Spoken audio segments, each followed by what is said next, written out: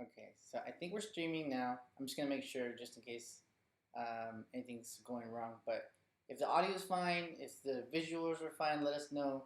We're gonna be talking about some stuff, some fails that I made, I guess, in past photo shoots, and I can think of a couple already, but maybe she can think of some stuff that I totally forgot about that I repressed or something. But I'm just gonna make sure that everything's set up fine. Again, if you guys can hear us, I have the mic clipped here, so it's like in between us, kind of. Let us know. I'm gonna go ahead and let. I don't know. How did you feel about yesterday's shoot? I'm gonna let her talk so that I can like share this like live stream on my social medias. Yeah, while you get yourself together. Oh, and hi, Jose. Hi, Jose. So yesterday was super fun. I don't know if it's because we went live like a very long time, and yeah, it's been a while. Yeah, and so I really like sharing with you guys. I mean, I'm not a photographer, but I do have a couple of little tidbits that I've learned from Francisco. I kind of already know how he does his photos and stuff. So that kind of helps, trying to answer your guys' questions. And it was really fun. I know at the very, very end, we were kind of caught by surprise. We were already going to end the shoot down there on downtown McAllen when a business, I don't know if it was the boss or somebody from a business, they kind of reached out to us. They're like, hey, you want to take pictures over here? We have a nice background. And I was telling him, to go ahead and take advantage of that opportunity. So I think I was telling you guys that it's super, super important to take advantage, when the opportunity presents itself. That's how you get beautiful photos. Okay. Is the audio better now? I'm going to clip it back in the same spot. It's like right here. I thought it was good before, but I guess it could be a little bit better. How about now? Yeah, let us know if it's good now. But yeah, yesterday's shoot. I was like, I do plan to make a building the shot video on the image that I already shared on my Instagram and in my Facebook group from that shoot yesterday, because like there is so much going on through my brain that I could have expressed, but I was doing a photo shoot, so I didn't want to save that little bit of stuff that I was going through, like in my brain, for that video, because like I was like. I think I mentioned in the live video that I wanted it to be a sunny day, but it was just cloudy. Yeah. So that was kind of like, I was like... So that's like fail number one, or things that were kind of going wrong for him. He had planned that he was going to do a photo shoot, and the whole day he was kind of just like grumpy, like kind of upset because the weather was not perfect like it was the day before, and the day before that it was super, super sunny, and then we get a cloudy day. So I was telling him that it's... you just have to kind of take in the situation and do what you kind of have to do. I mean, just I mean, just roll with it. It's easier said than done, though. And there are times where I've done that, where I pushed through and did the shoot regardless. Yeah. But not in a positive way. It just kind of felt like a waste of time, and not having a vision ahead of time is where I kind of like stumbled. Like you have to have some sort of vision, otherwise you're just gonna like fail, and it's gonna suck. Yeah. I've done a lot of photo shoots where I failed in the beginning because of that lack of pre-visualization, and not thinking ahead of time of like where the light's gonna fall. Yeah. So the good thing that comes out of that is you learned your lesson on wanting to be prepared and kind of figure out what it is that you want to accomplish during that photo shoot. What do you envision? To show with the people, you guys. Yeah, and I'm not the best in the sense that I always pre-visualize, but I really don't mind at all winging it. I work well under pressure, but it just depends on myself if I put extra pressure on myself, because portrait shoots in and of themselves, they're challenging because you have to make that client, that subject look great, and there's so many things that could go wrong. So you have to learn how to overcome those challenges, like the weather, colors not working out to your favor. If you're adjusting the light, is the light going to look how you want it to look like? And that's actually a good reason why I used the modeling lamps on the lights that I was using yesterday for the live stream, because I wanted you guys to see how the light was falling as I was moving the light. And I did adjust the light a couple of times, quite a bit. It seems like we're off. Yeah. What's going on? And then we'll come back. Okay, for on our little screen here, it said that we're offline, so I don't know if you guys experienced that right now, but let's just continue. Yeah. So what made you get into the crop mode? Like, Let us know. I mean, there shouldn't be that many technical difficulties, but I haven't gone live in like a while, so. Can you hear us? Okay, yeah. So they can hear us. Okay. Somebody asked if I was going to WPPI. Yes, I am. Okay. Okay, video keeps freezing, but sound keeps going. Okay. Okay. So sorry about that, guys. Oh my God, my face. He's gonna post an Instagram post and No, not Instagram post. Instagram story. Instagram story. Yeah, just so people can know that we're live. But yeah, I am going to WPPI. I always try to go to WPPI. I'm going to start going to Shutterfest from now on because I'm actually teaching at Shutterfest this year in April. That's St. Louis. There's another one. I think I want to start going to Portrait Masters if possible. And there's also, I think after that it's just Photo Plus in October. And maybe Photo Kina, that's in May. That's in Germany though. So that's a maybe. Aside from that, I do want to attend more photo conventions. So as I discover new ones, I'll like figure out if I want to go to those. I heard of ClickCon in Chicago. I think that one's at the beginning of the year or the end of. I forget if it was in August or something. But I heard about that one and I wanted to see if that one was good. But yeah, a little bit about the photo walks that I'm doing next week in Imaging USA. I did get the models confirmed today, so I'm going to release the links to sign up if you're interested to attend those photo walks tomorrow. And I'm going to be doing 3. I'm going to do one on the 19th, one on the 20th, and I believe both of those two are going to be 2 to 4 p.m. And then the one that's on the 21st is going to be 5 to 7 p.m., so kind of like an evening night shoot. So, so if you guys are interested in attending, I think I'm only going to have a maximum of 5 people each at each photo walk. So it's going to be 15 total for all 3. And it's just better for everybody to learn a little bit more, get more hands-on experience. Hands-on it, one-on-one. Yeah, all that You good get your stuff. questions answered. Yeah. All that good stuff. Yeah, but if you guys have any questions whatsoever while we're doing this live stream, let me know in the comments or the comment section, the chat. Yeah, but so anything else that you felt like you failed from yesterday's shoot? Yeah, in the sense that this is like a personal failure. Like the location that we shot at, which is our downtown's kind of vibe area, which is called McAllen, downtown McAllen. We shoot there quite a bit, so we are familiar with it, but like too familiar in the sense that like all the spots that I found were interesting, we've already shot there before. We've shot there quite a bit amount of times, and it's kind of like a safe area to shoot at. Yeah. Yeah, I don't know. Pictures. Yeah, but in the only reason that I would say that it's still a good reason to shoot there is because they start to add a lot of different things there, and new things start to pop up, which is actually how we came to the bar. The bar. Yeah. The bar was called the Old Beer House. The Old Beer House or something like that in downtown. Yeah. And the owner, sometimes when you're working in public and you might get people being weird, like trying to be funny or trying to interrupt a photo shoot, driving by yelling or honking. So there was the owner of that bar. He was waving me down and saying, "Here, come here, come here," and I was like, "Oh, what's going on?" So, but it ended up being working out for us because he was like, "Hey, if you want to, use our location, you're more than welcome to use our location." And then I was caught off guard by that because I was like, "It actually seems pretty nice." I saw the outside and it was really nice. Yeah. So it was nice of him to do that. But again, I'm always like cautious because like I don't know if it's gonna be a positive experience or some weird experience where some. And you guys didn't really get to see that interaction. Yeah, you didn't because I cut off the video before that. Yeah, but it kind of threw you in there, told you to get into that opportunity, and hopefully the pictures look super good. I know he was editing some, and I saw some, but we'll see. I wanted to do an Instagram story showing you guys like before and after my Lightroom edits, but then I was thinking that it might spoil the shots ahead of time. But I might go ahead and just do that.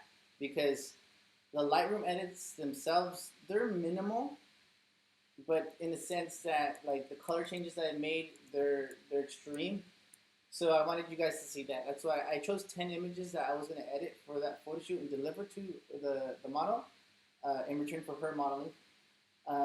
And for those 10 images, the before and afters, I think only one of them is very, very subtle. But the rest, because of different things that were going on in terms of color, they're kind of drastic. So I wanted to make an Instagram story, a quick one, showing you guys those different comparisons.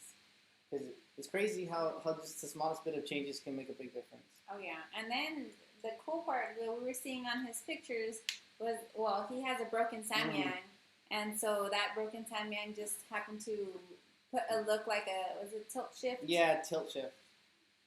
Lens. Yeah. So, Oh my we gosh. got that in there. Yeah. If you take a quick look, close look at the photo that I shared on my Facebook lighting group and in my Instagram account, you see that the bottom half of the image is like blurred. And if you're having a good experience with like knowing the depth of field and where it should be in focus and what shouldn't be in focus, it threw me off. Seeing the photo, I'm like, why is the entire bottom section of the image out of focus? And it was because of the Samyang lens. The element inside of it is just. Yeah. I need to get that lens and check it out. It's broken, and he just has like a tape. Tape. Like, was it gaffer tape? Yeah, gaff tape. Yeah, he just has it there. So. Yeah, you know, I do like Samyang. I don't know why my 35 decided to fall apart in itself. And it was like almost a year, and maybe a year and literally like 3 days later, like something fell apart inside of it, and I was like, what the heck's going on? I never even dropped this lens before. Mm-hmm. So, although I still recommend the Samyang 35 highly, and I hope that it was just an isolated incident, I might get the Sigma Art 35 1.4 because I know the build quality is better, but I'll just wait for like it to go on sale or something. Yeah. 'Cause, yeah. Anything else from that shoot? From the photo shoot yesterday, like one thing I do usually like to work with the model ahead of time is the outfit choice. So I did choose, or she did give me some selections to choose from, and I did like the jeans and the jacket. But the top, she had originally decided to use a cheetah design, and I typically kind of want to avoid cheetah and zebra print because the patterns are too distracting. So I asked her if she had another top, and she did have another top, but I didn't know what the top was. So it was like, I usually want to know exactly how the outfit's going to be in terms of color and everything, so that I know what kind of locations to work with. But it was very last minute shoot, and I wasn't really feeling like doing it anyway, so I wasn't being as communicative with the model in terms of like, what's the top, ahead of time. So when she showed up to the location, my first reaction is that I try to want to avoid neon colors, but the orange color ended up working perfectly in terms of complementing the blues in the sky. There was oranges that were in the bar that we worked with that kind of matched it. So that is something that kind of just I got lucky with, honestly. But to avoid that in future, I probably would have the model bring like multiple tops and multiple jeans and just multiple different accessories so that you can choose correct the mood for each location. So yeah, I got lucky on there, but there are, from having the experience of multiple shoots throughout the years where I failed or things that I learned, you apply them to now. So yeah, I could have just saw the neon and I'm like, dang, I don't know where to go from here. But yeah, you try to work with it. Yeah. And then how about one that you can kind of reflect on that automatically you like think like, okay, this is what happened. Like your biggest, I guess, failure. Yeah, I'm trying to think about that right now because like there are some times where I meant to bring a light and I didn't, and I was left with just a speed light. Yeah, that kind of reminds me of your walk that you had for Sony with when they had the photo. Yeah. Oh. And then we had to use like a human light stand. Oh yes. So that wasn't my fault. They said that they would bring lights, and then this was back in August. I didn't want to say in August 2017. So this was a while back. I think it was my very first Sony photo walk. It was in San Antonio at the Pearl, and they said that they would have lighting available to me, and I'm like, okay. And because of that, I didn't have high speed sync, and I love high speed sync for the wide apertures, so I was like, well, dang it, man. But yeah, so that kind of sucked there. But in order to kind of get around that, I think they had on hand it's the Sony lens that acts like if it says it's a 2.8 lens, but it acts like a 5.6. And I can't remember the lens for the life of me right now. But I use that one because if I'm going to be limited to those narrowed down apertures to keep the ambient light in control, then at least something will kind of bring that bokeh, that shadow depth of field back, which is I forget what that lens was called, but I want to say it's the 135. 100. I think it's the 100 millimeter STF f2.8 lens. I want to say it's that one, but yeah, that was the lens that I used because of the inability to use high speed sync. And also, I'm not familiar with Profoto whatsoever. So I think at that photo shoot, I was like, why can't I see my power? So so we were like, what? Yeah, and that's still like something that I'm not sure why Profoto hasn't created a new remote. It takes a while to engineer, but that's already been like 4 years, 5 years. Yeah. So that's what every time I mention that to Profoto users, they say because of all the stuff that's built into the hardware of the lights and stuff, all that. But new lights have come out, so maybe make a new remote that can.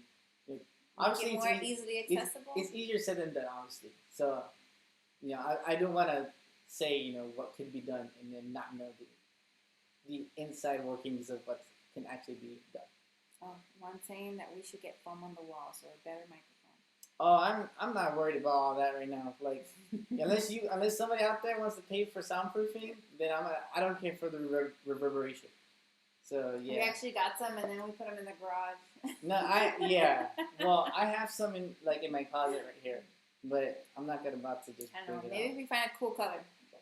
Yeah, you guys can think of this as like the early stages of going live, because eventually, like I do want to get all that like better lighting, because right now me and Ashley are sharing one light source. Yeah. The aperture right here with the grid, I think it's like the 36 inch. So we're sharing that. And in case you guys are curious about that, like this is the main light off, and then this is the rim light off, and then the rim light on, and then the main light on. So yeah. I didn't even see that. It's like not showing yet. And then the light that was above, or that was on her face, was just from the monitor, that was the laptop right here. But yeah, I'm trying to think of other like failures that we've had. There were times where I forgot my light stand. I think it was my very first shoot with a model that I forgot the light stand. Which one? With Carlos, that guy. Oh yeah, okay, yeah. And then I had to hold it. I remember. With the convention center, yeah. So I did actually take a shot with the light on the floor. I think I want to say at least 2 shots on the floor, and I still have all these pictures on my computer. I actually want to make a video going over some of the fails, the failed photo shoots I've done, and some of my early work where I really messed up, and explain why I messed up and how to improve from if I were to go back then in the same location, in the same exact ambient settings, how I could have made a better image in that same spot. You know what would be a cool idea is if there was like a bunch of equipment and they limit you to like certain equipment and you kind of try to figure it out, like they set you up for failure, but you kind of work your way into it. Like somebody challenged me with certain gear. Yeah, like if they gave that's actually a video series on another channel where it's like pro photographer cheap gear or something like that. But for myself, I have a lot. It doesn't have to be cheap. It could just be like, you know what, they gave you the modifier, but they didn't give you like the speed light, so you kind of have to figure out how do you put it together and how to put it together. And yeah, actually, when we shot it recently in Photo Plus, I forgot to bring the mounts that attaches the Godox 8200 to the beauty dish that I brought, which is a 34. No, I brought the foldable softbox. Yeah. The 24 by 24 inch softbox. So I forgot that, But luckily, I think it was Tim Odin. Yeah, didn't we tape it? Yeah, I forget his last name. I'm trying to remember. But Tim, if you're watching, you brought gaff tape, and I was able to like tape it to the inside of the to the outside, so it acted as a mount. So that was ghetto. There's pictures of that setup. Yeah, so we can do something like that. But I was lucky that he had brought the gaff tape. But I mean, it might help them, you know, if they happen to come into that situation where, you know what, their light broke, let me see what I can do, or their modifier broke, let me get a white t-shirt. Oh, you're wearing a white t-shirt, let's do it. Or, oh, yeah. Like, what's up, Mike? Like, Ike? Like, put yourself in different situations. Isaiah. But, yeah, I do want to challenge myself more because I have, you know, I'm spoiled by, like, the latest gear that I have, like the A7R4, you know, all stuff that I've worked hard to obtain, but I do always want to go back and you know, like if I were barely starting, what would be the basic lighting equipment that I could use and get away with to create good images. I actually do, I think it was maybe like more than 6 months ago that I bought very cheap Amazon light stands. I think it was like $40 for two, with some very cheap mounts, and I plan to use both of those. That gear plus speed lights that I'm going to just use them manually with high-speed sync and no TTL. And I do want to use the cheapest modifiers that I have, which are either the umbrella or the cheap softboxes that I love all the time, which is the 31 by 31 inch softbox and the 24 by 24 inch. Basically what I'm saying is that all the cheap gear is what I'm going to make a video on, like with lighting. And maybe also the Sony a6000 with the, probably the, I wouldn't want to use the 51.8 because it's a garbage lens. If you have it, you know what I mean. But maybe something around the same price range, like the Sigma 30mm f1.4, maybe, or the 56 1.4, because those lenses aren't really expensive, so they're still in that cheap kind of price range. But also cheap can be subjective. Yeah, so like somebody who's a millionaire might not want to get like the A7R4, they want to get like a Phase 1 or something.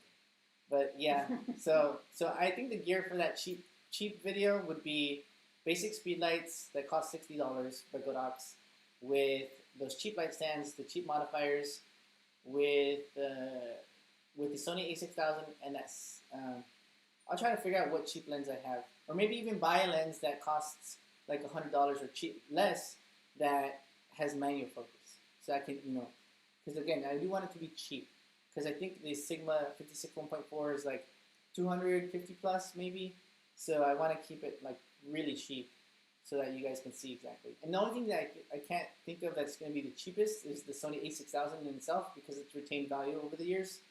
I think it's still like $400 plus, so it's not the cheapest, but it's a cheap one. Yeah. But yeah, I mean, in terms of failures, I do want to let you guys know that, like, there's people out there, you guys have messaged me before saying that you haven't shot in like more than a year, or that you bought a camera and or a light that was on sale, and you haven't used it, and it's just there in the box for more than 6 months, more than a couple months. And I've been in that spot before too, like buying gear and then not wanting to put it to use because you don't know if you're gonna make good use of it or not. But just do it. Just do your best to take a photo. Pour yourself out there, even if it's a cloudy day. Just force yourself to go and make something. You work with it.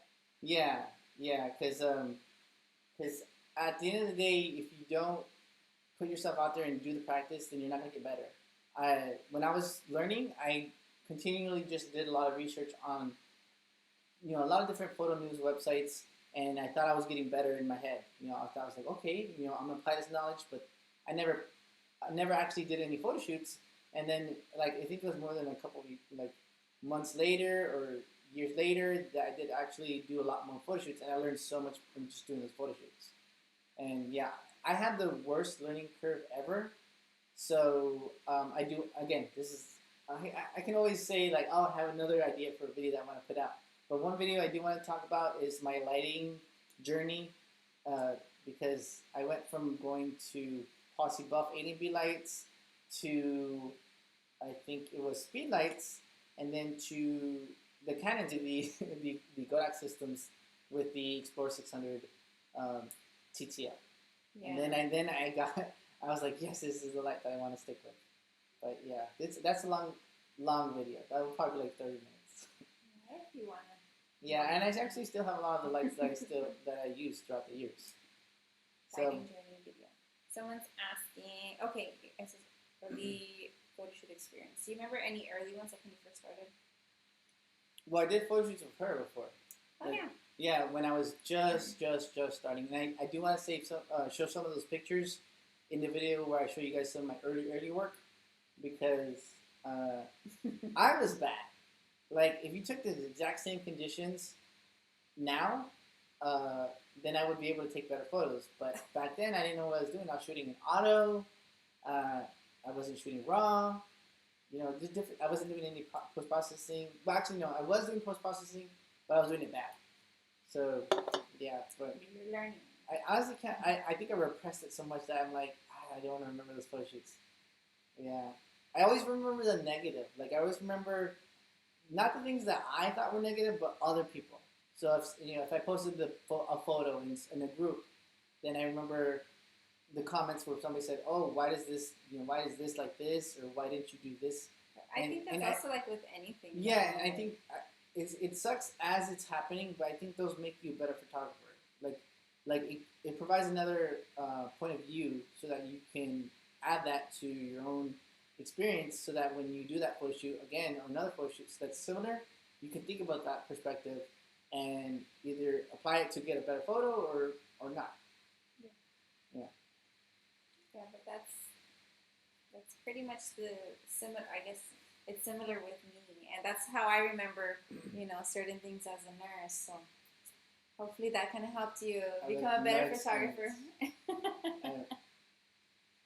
Oh, somebody said the Sigma 35 1.4 that I recommended has been good, so that's awesome. I hope that it stays like that.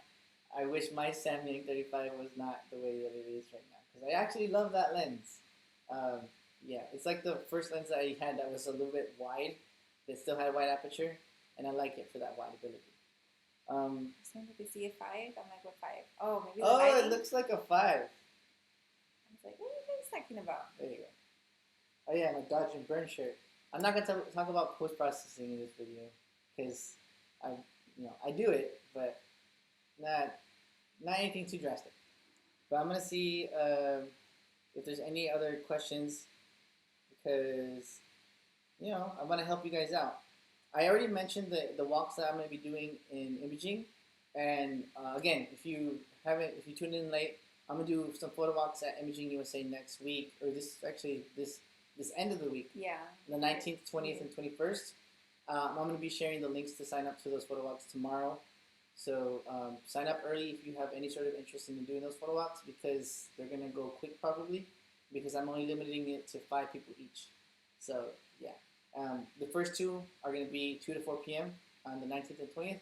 The third one is going to be 5 to 7 p.m. That's the 21st. So yeah. But yeah, I want you guys to let me know what you've kind of failed at or feel like you failed at, so I can see, kind of relate to that, because I've seriously failed too many times at a lot of different photo shoots, and I don't know about anybody else out there, but I've actually saved all of my images from as early as 2007 and 2008, so I can not just remember the experiences, but kind of live through them when I see my images. And when I was shooting to start with my DSLR, the Canon, I forget what it was, Canon Rebel XT. It was the silver one in the high school, but I was using that one just to purely document. And then I just got better over time, and then, but I was still shooting out for years. I remember the exact date that I started shooting raw, which was May 18th, 2011, because I was like, whoa. After I started shooting raw, I was like, what the heck? What was I missing out on all this time? So yeah. Let's see. Wedding date. Oh. I don't know, weddings are expensive. Yeah, we're thinking October 2021. But yeah. Well, somebody said that they find my channel informative, so thank you for that. if I could recommend other channels that you guys might not have heard of, Rob Hall, he's a great photographer, and he explains things so clearly that I wish I had. And also Manny Ortiz, Mike, not Mike, sorry, Photo Miike. It's just that my brain combines them. Photo Miike, on his name's Isaiah, but you can check him out. There's a lot of photographers out there. So yeah. Did you review this one? My videos talked this guy into getting the 8200. Any advice on how not to make my portraits look flashy? Okay, that's actually a good question there. How to avoid making your photos look too flashy. So what I've experienced in the very beginning when I did a lot of portraits that I felt like were mistakes is that I was just using my lights at full power and thinking that I needed to adjust everything but the light to expose my photo. So I was throwing it in full power and then just narrowing down my aperture and using the lowest ISO, and and I pretty much killed a lot of the ambient a lot of times in the very beginning. And over the course of using my gear, I figured out that when you add a little bit more ambient and you add just a kiss of light, or pretty much when you add just the light to fill in the shadows, that's the best way to kind of avoid looking flashy. You can also use a modifier like something big that's double diffused for soft light, because if you think of just like an actual flashlight in your face, like if you just point it at your face, it's gonna be harsh and very noticeable. Super direct. Yeah, it's super direct, very hard. So if you think of a light that's like what we're being lit with right now, which is a kind of a big light source with a large modifier with double diffusion that's softening the light, it kind of makes it less flashy. If I were to go ahead and remove this modifier right now, it would be a lot harsher light on us, and it wouldn't look as natural as I intended it to be, like how it is right now. So I would say definitely move the light in closer. Ooh. Can you hear us? No. Let's see. That is embarrassing. Let's see.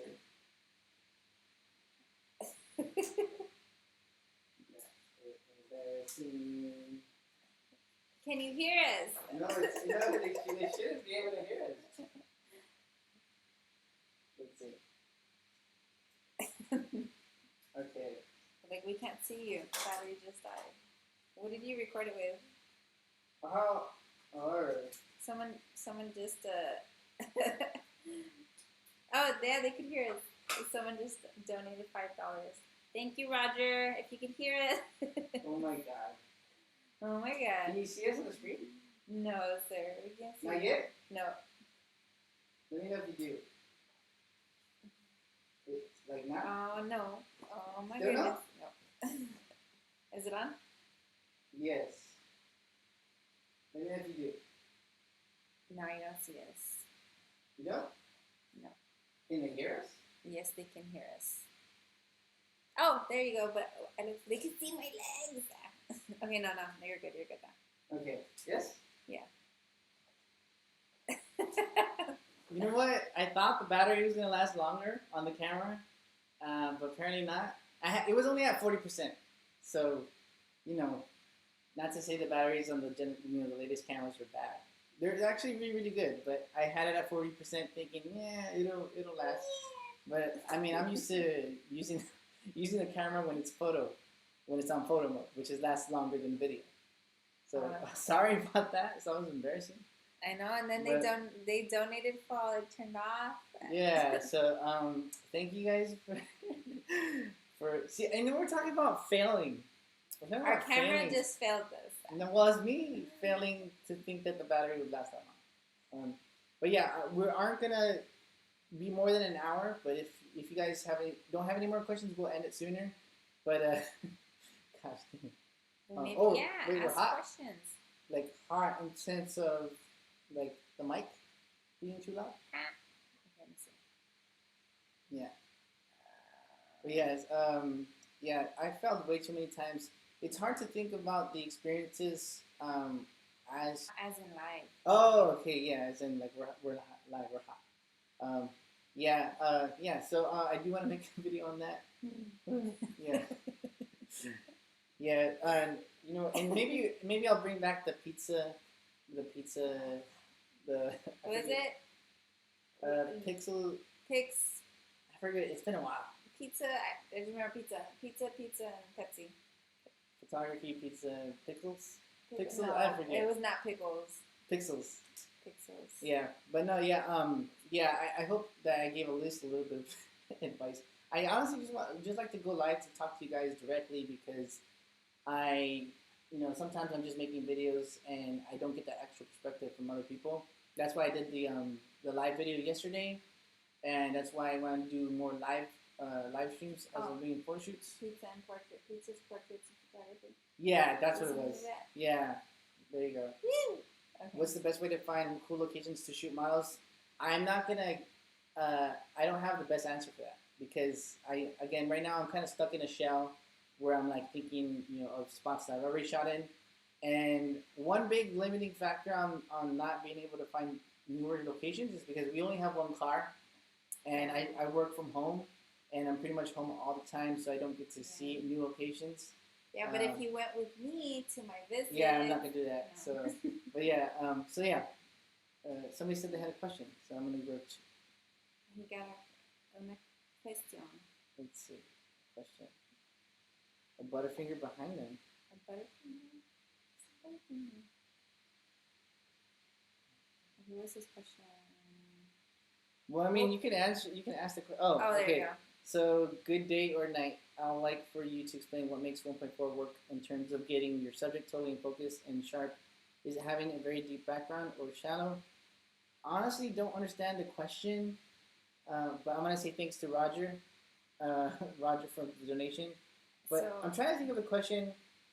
Like I always use a wide aperture just because I like to isolate the attention on the subject.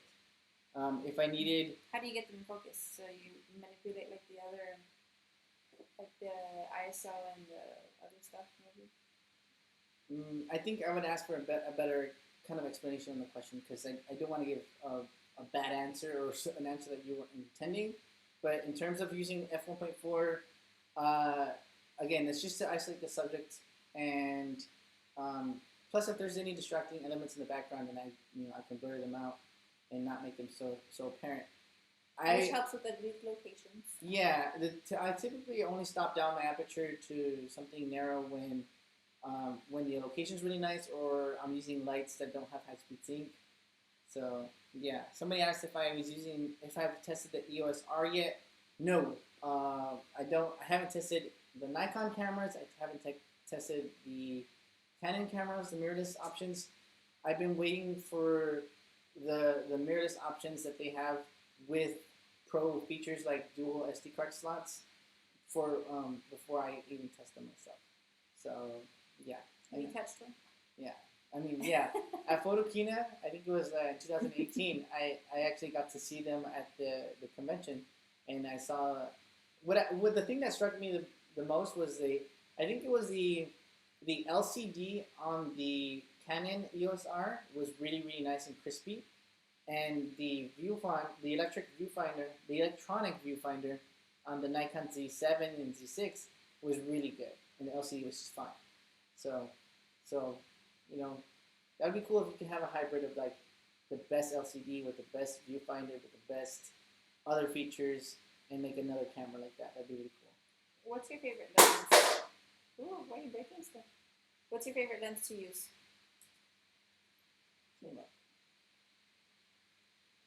I think it's good now. Again, super ironic. They're talking about failures. And they're just happening around us. And that was. Let me see if the audio is fine. What was the question? What's your favorite lens? Can you hear us? Yes. No.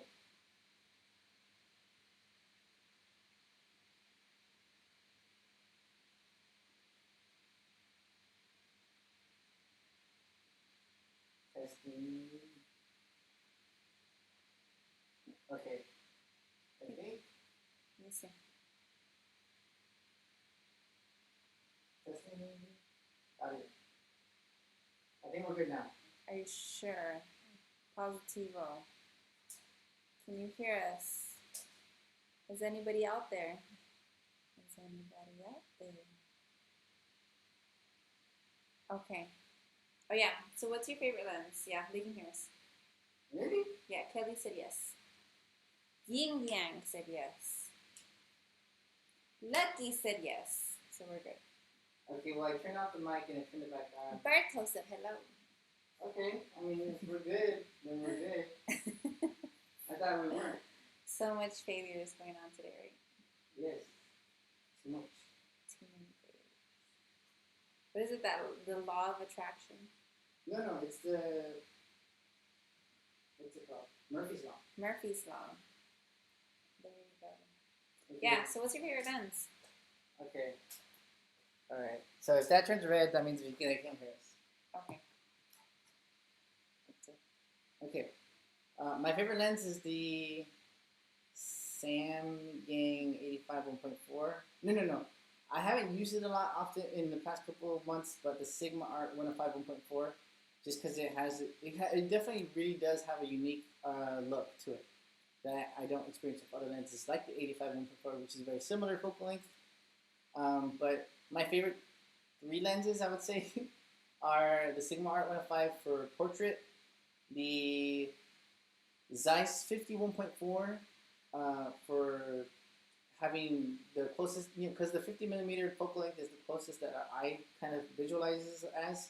So I would say that's a great lens. It actually renders the images pretty uniquely, in my opinion. And I'm definitely not the guy that says that a certain lens renders something better. But for the Zeiss 50 1.4, I definitely feel that. And then the Samyang 35 1.4. Is it essential to use a softbox for limb lighting, or is hard light fine as well? Hard light is definitely fine. I just have a strong, preference for soft light. I've seen a couple of images in different photo groups on Facebook recently where they're hard lighting, but the secret to using hard lighting, in my opinion, is making sure that there's a lot of other things going on in the frame as well. So for my photos, I like to isolate the attention on the subject, and that's why I use a wide aperture. That's why I use lighting to begin with, because it kind of brings that attention back on that subject, and that's why I use the sun as a room light to kind of extra make that subject pop. In terms of hard lighting, if I took the exact same shot this is kind of the same style of shots that I take right now with hard lighting, you would definitely see all the harsh lighting. You would see the flaws in the face because of how close I am to the subject. When I see nice pictures that use harsh lighting, they're typically wider shots that show the environment, they show the location, they show clouds, a good amount of sky. So you don't focus on that harsh lighting on the subject, and it's a non-issue. So yeah. So if I were to use harsh lighting, I'd probably want to go ahead and just use those tips. Use a wide environment, wide lens, show the location off better, things like that. What website do you use to give photos to customers? For example, Google Drive, Dropbox. So I like to use PixieSet. I've been a fan of PixieSet for like a couple of years now. I think like 5 years now.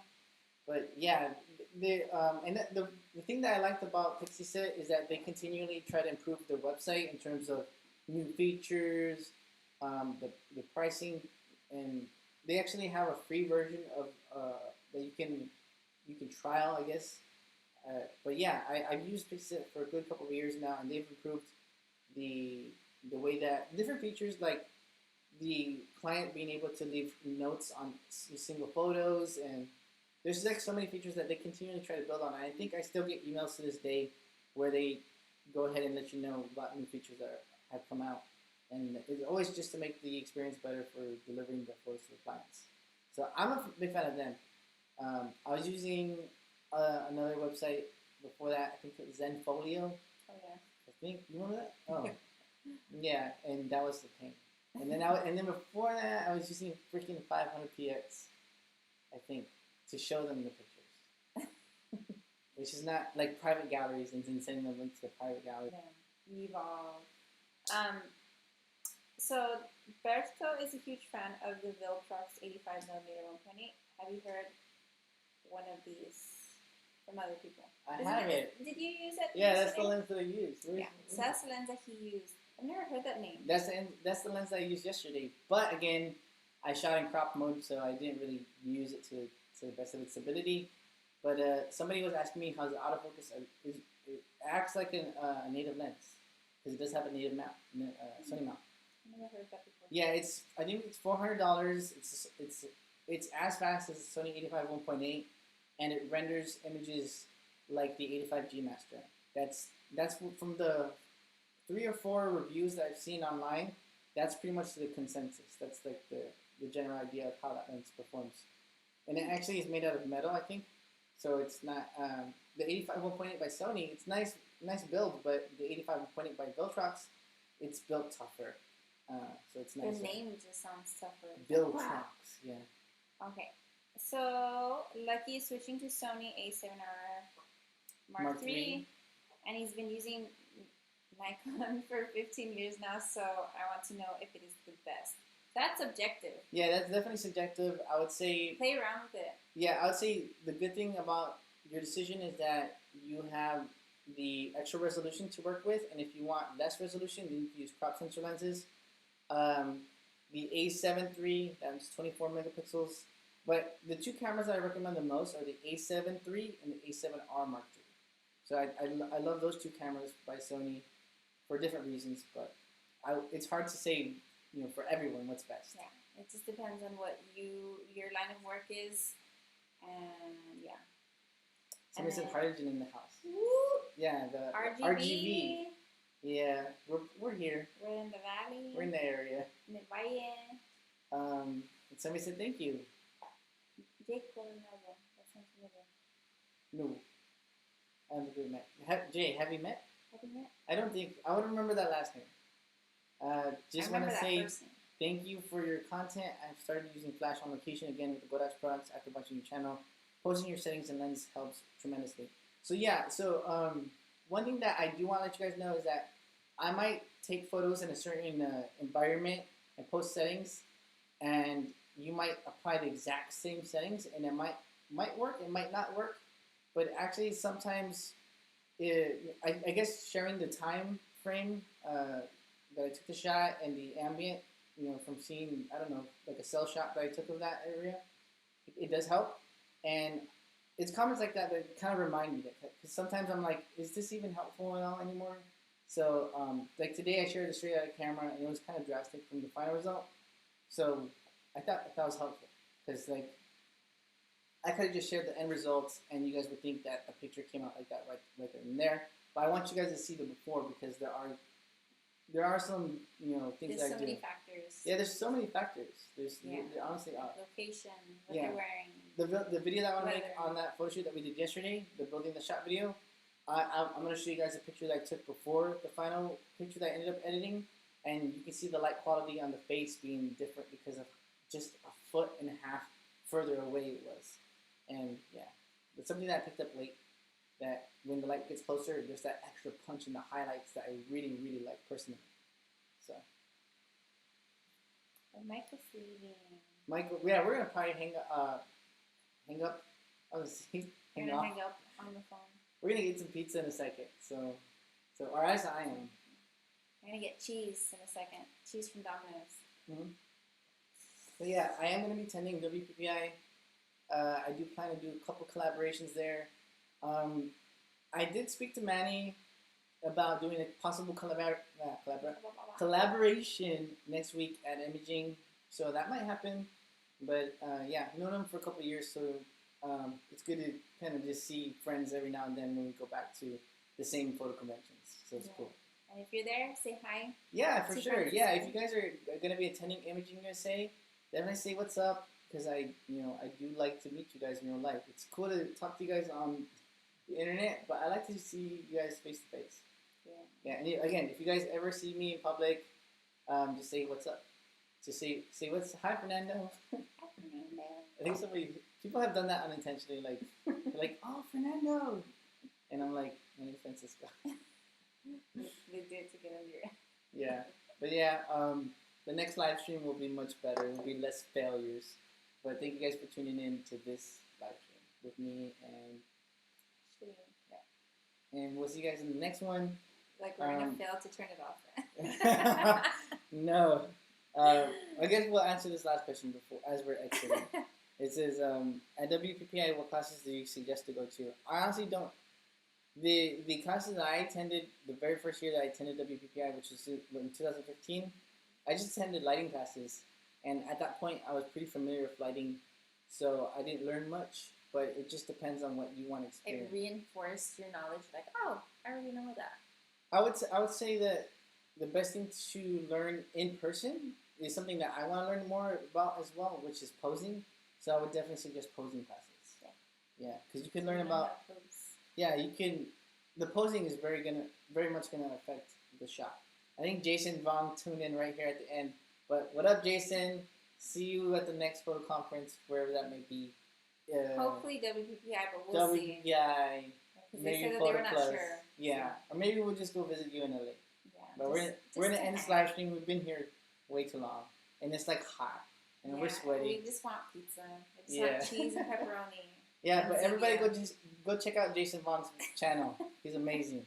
Well, what are you doing, Jason? He's been on his boosted board. Right. He's been on his boosted board. He's been traveling around, being adventurous. But yeah, thank you guys for tuning in. We'll see you guys in the next live stream. Oh, fun. Or in person. Okay, you know, again, I'm failing to end the video. See, that's what this thingy is called tonight. This live failure. Which lens would you advise to use as a starter because switching from Nikon? Prime lenses. Samyang 35-1.4 for whitish, or the Viltrox 85-1.8 for more of a portrait. Yeah, those two lenses right there. All right, take care, guys, and we'll see you in the next